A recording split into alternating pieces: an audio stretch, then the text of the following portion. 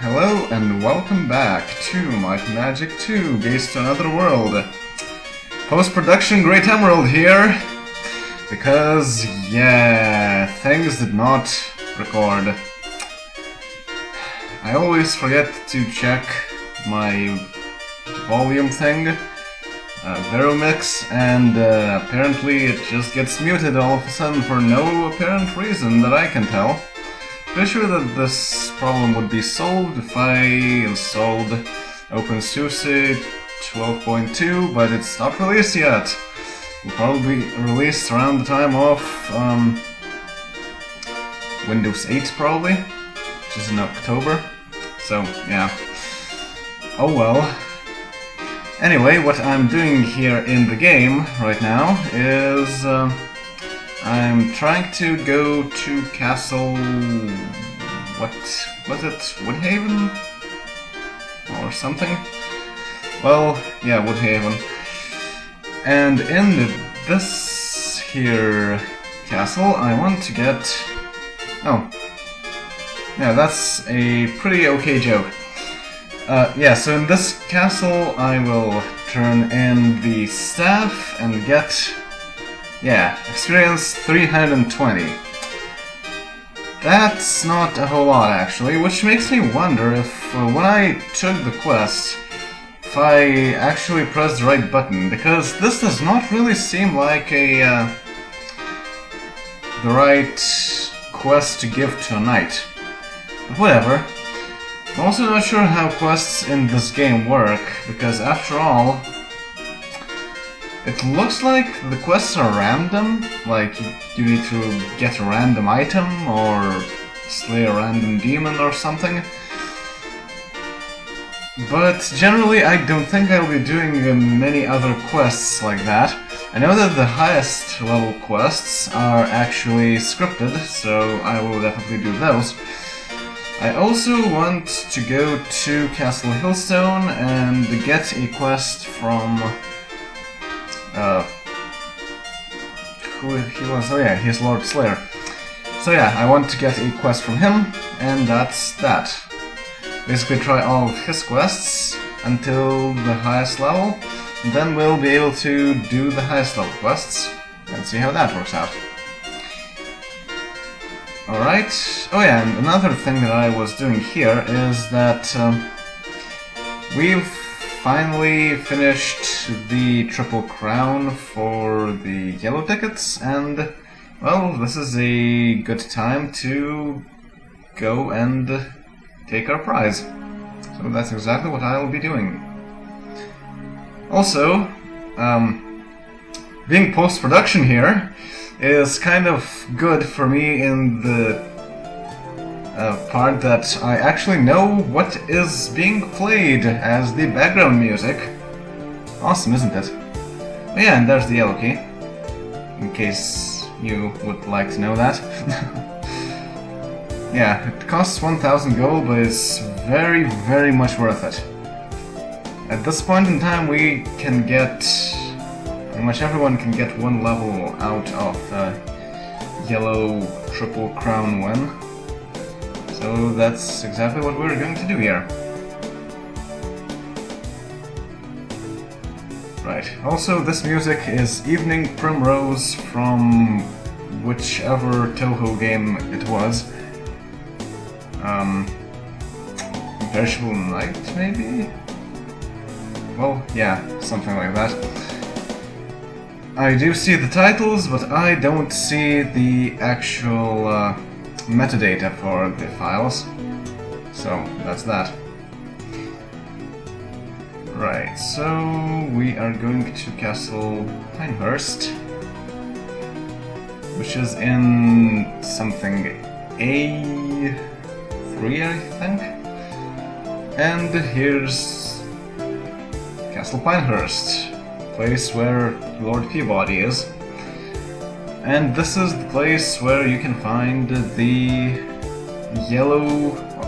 Bishop of Yellow Battle. So that's that. What else? Archer Deadly. Yeah, we need to enter this door, but it's strange that there is another door to the left of here, even though it was not on the map last time I checked, so not sure what that has to do with anything. And when you try to go through the door, it's locked, as you will see momentarily.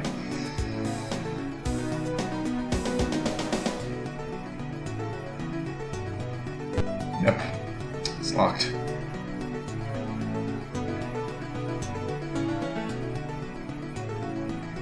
And here, unlike in the first town, in order to get to the Bishop of Colored Battle, you have to actually go into a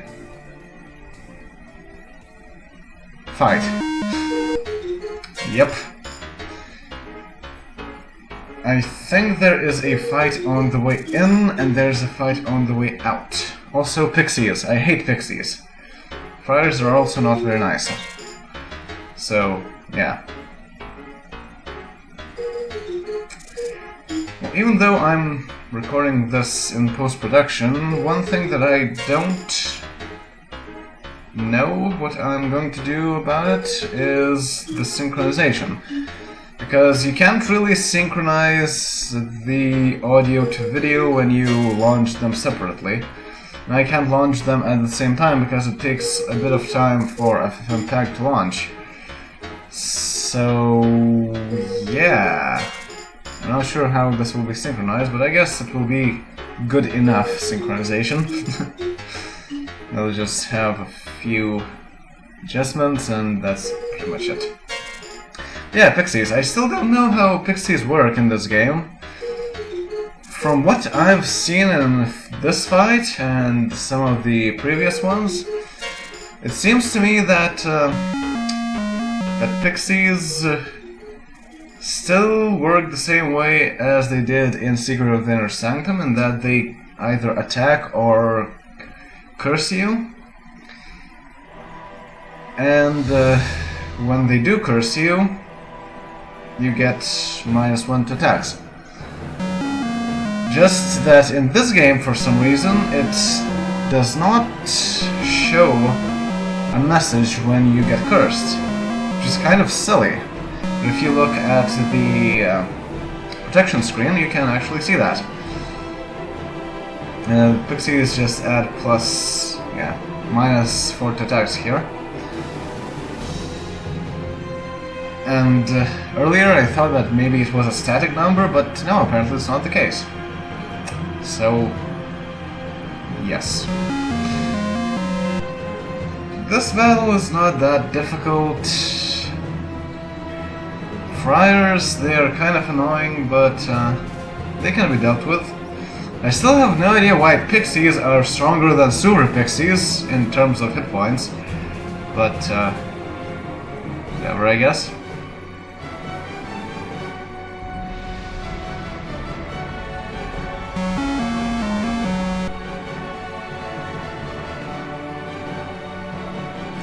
And this music here is Battle Inferno from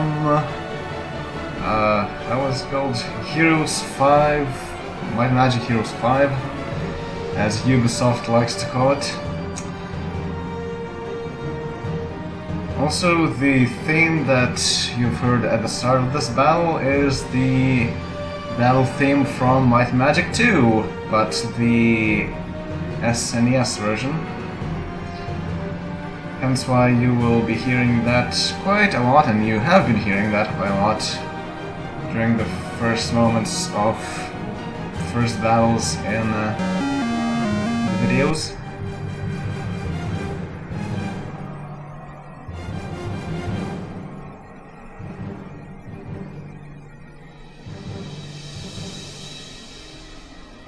Alright, so they still did quite a number on us there.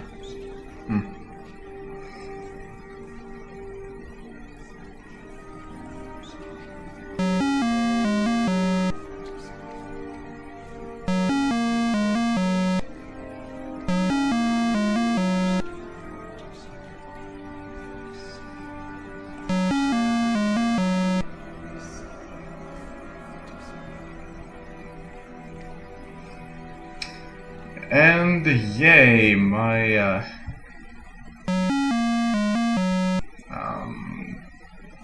screen turned off because I did not move my mouse.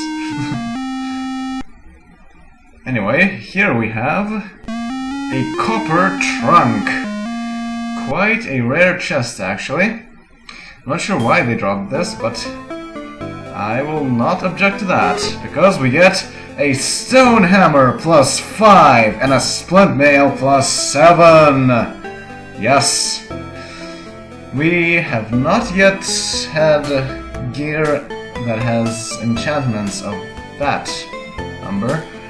I'm also not sure how many enchantment tires there are all in all.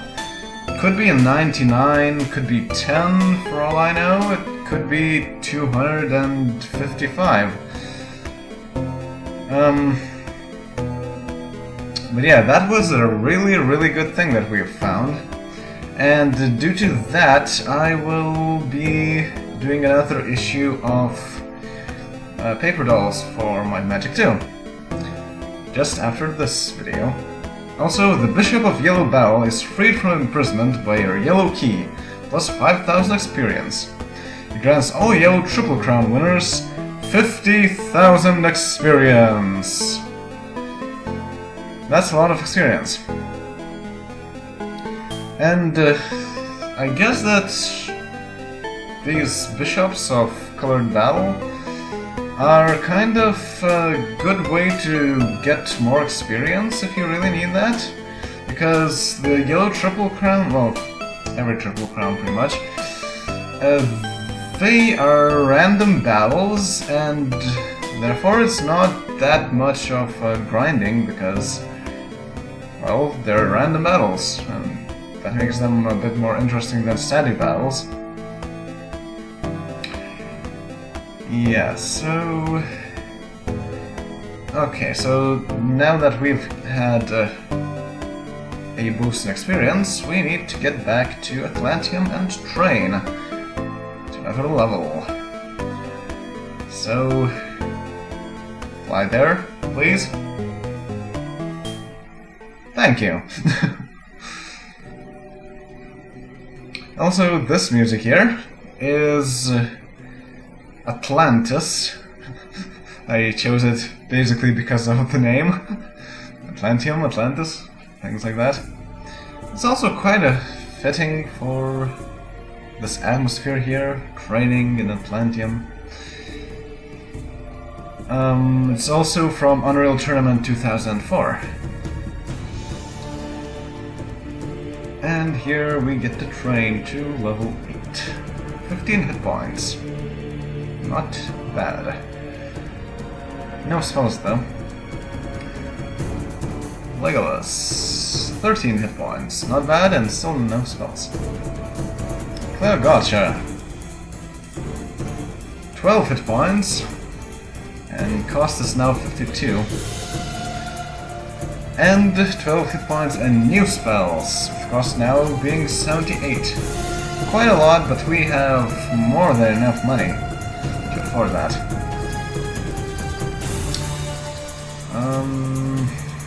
Yeah, so our hirelings are now just one level below our main party. And new spells.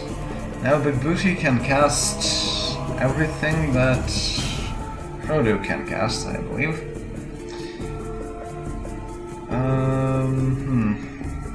Yeah, 10 hit points. Still get new spell levels on every odd numbered levels. So that means that we will get one on the next training.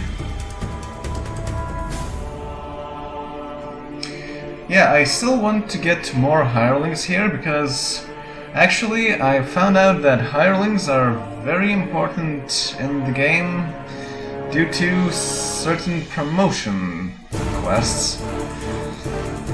Because unlike in the later Might and Magic games, starting from Might and Magic 6, Mandate of Heaven, you cannot bring other people from other classes into promotion quests.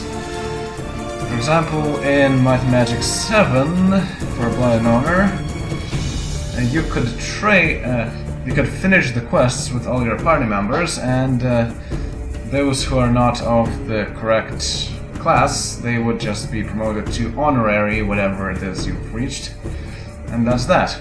They would still get an experience boost too. Fortunately, it's not the case here.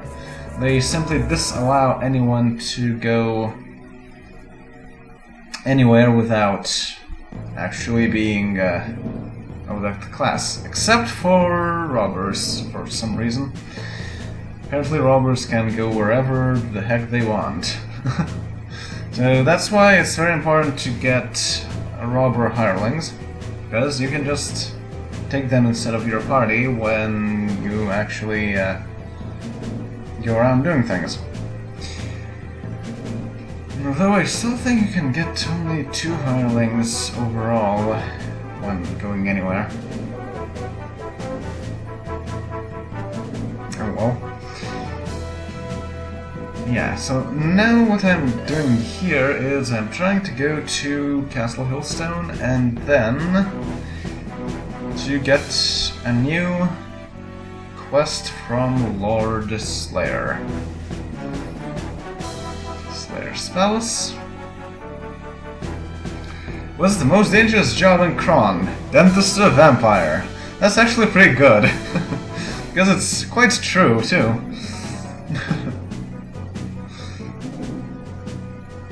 Right, so Lord Slayer... Wow, that's a lot of frame skip. Sheesh. He's not even animating. There we go. Yes, let's take Page's quest. The quest I have decided upon for your party is to seek the Super Sprite and destroy it. I wish you luck, fair travelers. Yeah, Super Sprites. I don't like those, and I have no clue where I could find them.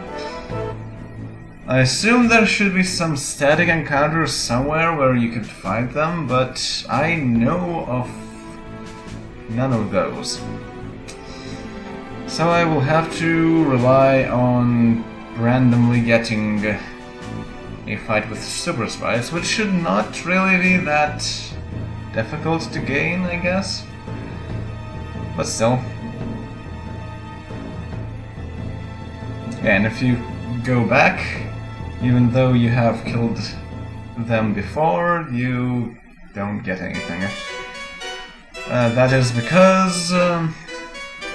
probably you could explain that by the fact that Lord Slayer wants to have their heads to mount on the walls, and since you killed those sprites at some point in time in the past, you didn't mount them, so you have nothing to give to Lord Slayer.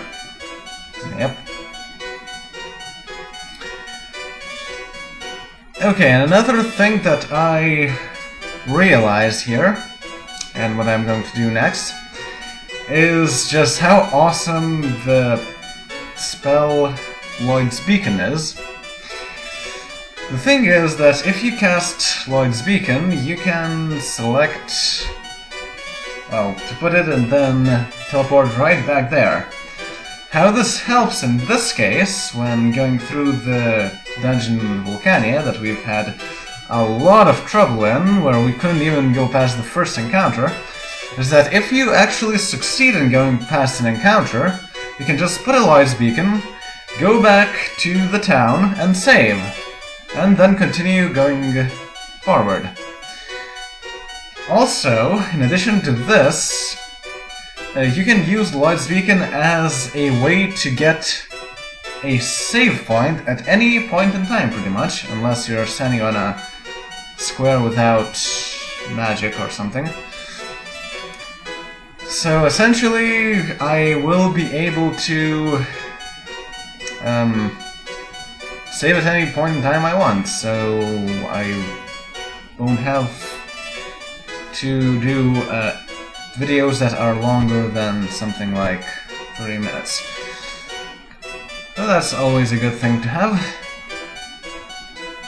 Yeah, so we are going through the Volcania dungeon, and since we're here, I decide to get Gandalf to cast Lloyd's Beacon and set a beacon.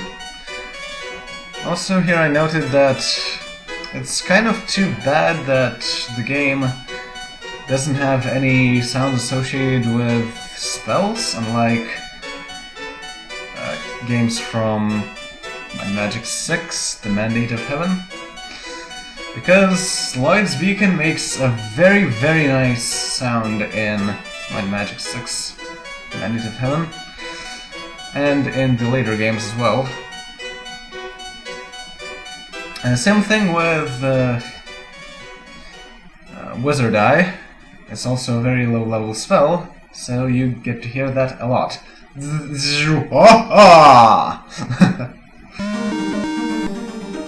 And here we have a fight. This time, however, we are quite lucky with the random encounter here, because we have a single werewolf, a lot of brainless ones, a few gnome elders, and lots of castle guards. Obviously, the castle guards are the most dangerous ones in this fight. The werewolf is also kind of annoying because he can hit, I believe, around 40, and that is a lot. The brainless ones are absolutely worthless, and gnome elders, what they can do is cast pain, I believe, which is not very nice of them, but it doesn't really do a whole lot. It's a low-level spell, so we can deal with that just fine. Castle guards, however, are somewhat of an issue. There are very many of them, and they of course can shoot ranged missiles. However, the good thing in this fight is that brainless ones have occupied the whole first part of the whole enemy crowd. That means that castle guards are not even in the game yet. They don't even see us, basically.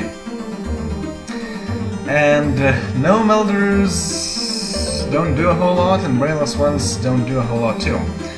So basically, in this case, I should focus on the werewolf, bring that down, and then focus on the castle guard that starts seeing us, so that we can actually fight them. And therefore we can minimize the amount of damage that we take, quite substantially too. And here, this long pause is due to the fact that I was checking what gnome elders did in my clue book. Apparently the clue book actually has some very interesting things. They give you information if enemies get something special when they touch you, like some special bonus to attack, or if they cast something on your party members, like steal something or poisons you or something of the like. And it also tells you if there is any sort of magic resistance. And now it doesn't exactly tell you what those bonuses are or what those ailments are that they can put on you, or how much spell resistance they have. However, what they do mention is that the spell resistance is actually a relative value. It depends on your level and their level, and that gives you an idea of when you should cast spells on them and when you shouldn't. Which also is kind of a good thing, because in later games, once again starting with Mandate of Heaven, those values are static, and when you go and fight some high-level...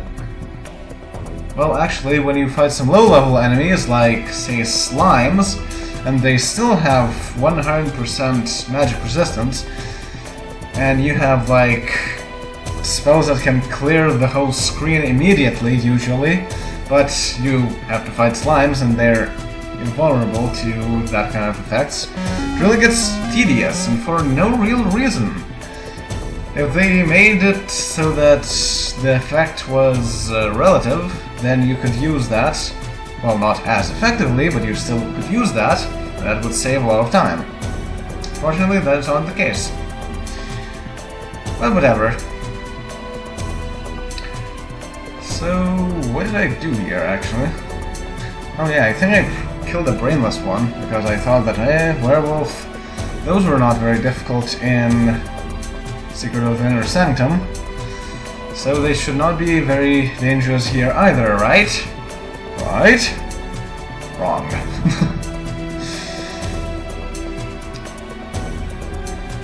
And what am I doing here? I don't know.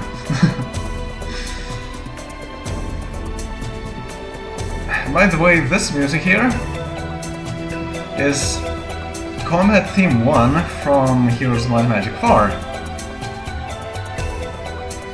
And if you hear that, it usually means that this is going to be a long battle, because I put it there whenever it fits, because it plays for 5 minutes basically. And since it's the longest combat theme from the Might and Magic universe, I tend to put it where things are quite long. So yeah, that's that. So what's happening right here? I'm killing no melders. Oh yeah, and I took care of those werewolves. The bad thing here is that our melee characters cannot do a whole lot because castle guards are not melee. I did put on air shield at some point in the past here, no?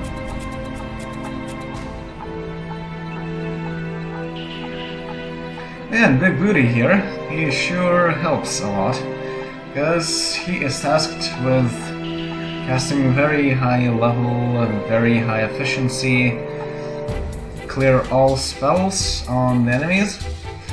And once again, that's exactly why I want to have an additional cleric. They have very good offensive spells, but I want to preserve the spell points of Frodo so that he could be more effective at healing things.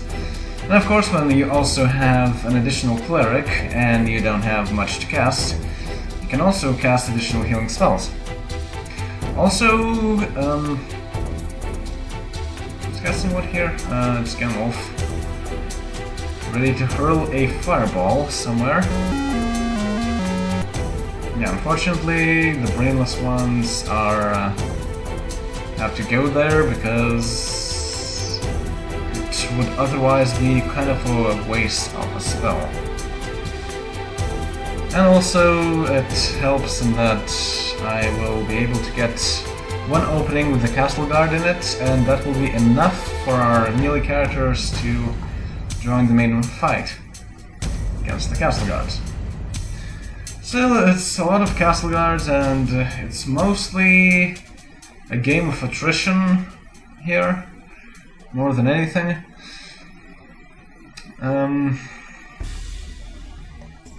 That's one thing I don't like a whole lot about Gates to Another World. There are many battles with a lot of additional troops there, and it gets more tedious than anything, really. Why would you ever have something like plus 17 castle guards when it's obvious that if you can take out something like 4 castle guards, you can probably take out something like 14 castle guards, unless you run out of spell points. But in order to run out of spell points, you have to fight a very tedious battle for a very long time. So while Secret of the Inner Sanctum did have long battles, it didn't have them to be that tedious, and they still managed quite well. So I really think that these crowds were very unnecessary as an addition. Kind of makes a very interesting thing to fight like 255 orcs or something when you're on a high level, but still, I don't think that's very necessary. And yeah, right now I'm trying to spread out the damage I do to the castle guards, because that way they will go down faster and I won't have to spend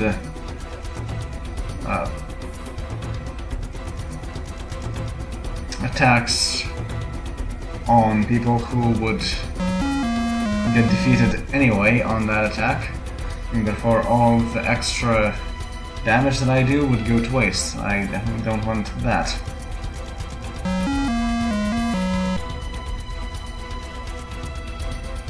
As you can see, the damage that castle guards do is kind of high. It's about 30 points, but it's still manageable, and it seems that not all castle guards are in shooting range.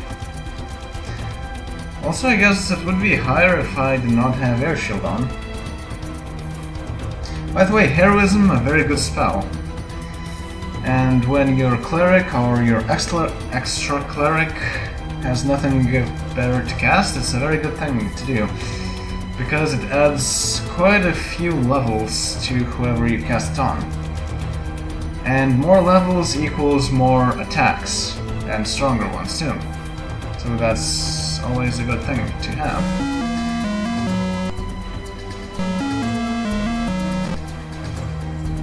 Acid Spray, double kill. I will also be continuing this trend of getting more than one cleric in the later Might and Magic games. Definitely in Might and Magic 3. Perhaps also in the later ones, I'm not too sure. But well, we'll see how that will go, because that won't happen for a long while. This game itself is quite long. Also, this music that is playing is Combat Theme 5 from Heroes of Might and Magic 4.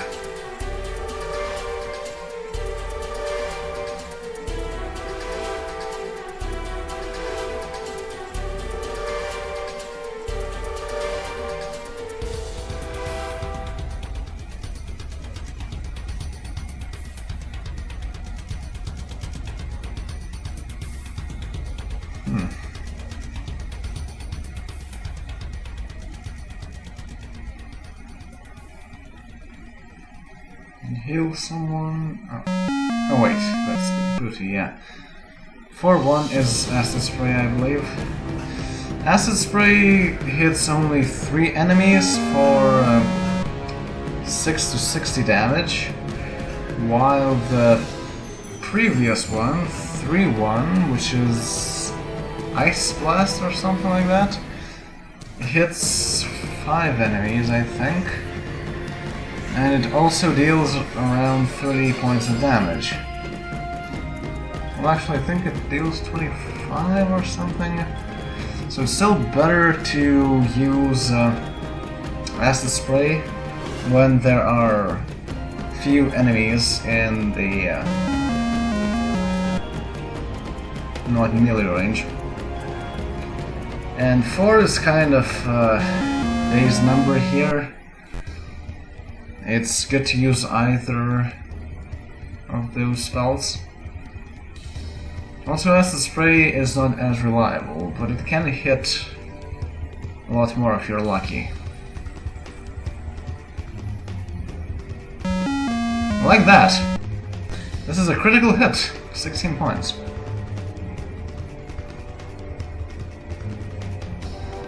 And this music here is Battle Haven Alternate from Might and Magic Heroes 5.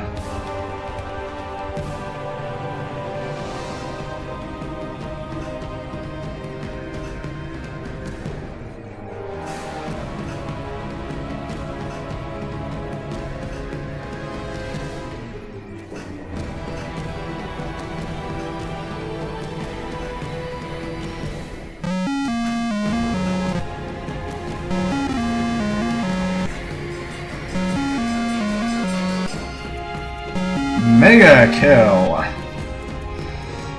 That was a very nice lightning bolt there, and this means that the fight is over and we are victorious. And now that I have a strategy with Lloyd's beacons, we get to keep our progress. Awesome.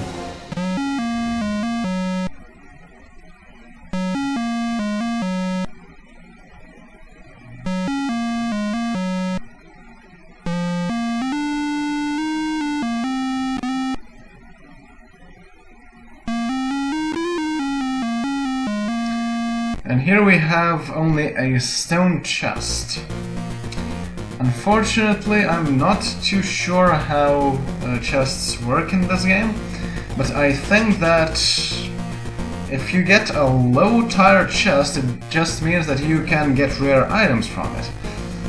However, in terms of gold, they're not limited. So if you have a very difficult battle and then you get something like this, a stone chest, probably means that you will get a lot of gold from it. Just not a whole lot of actual items. Which is actually the case, because when I will try this, you will see that.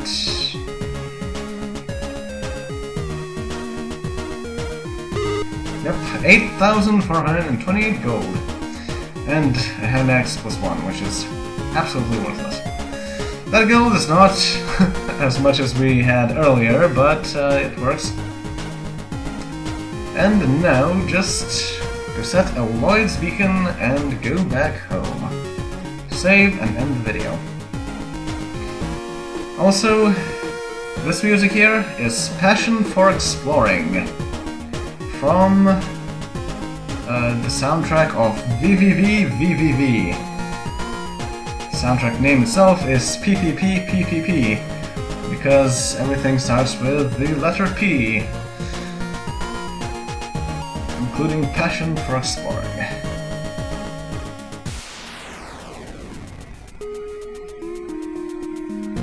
Set new! Yay!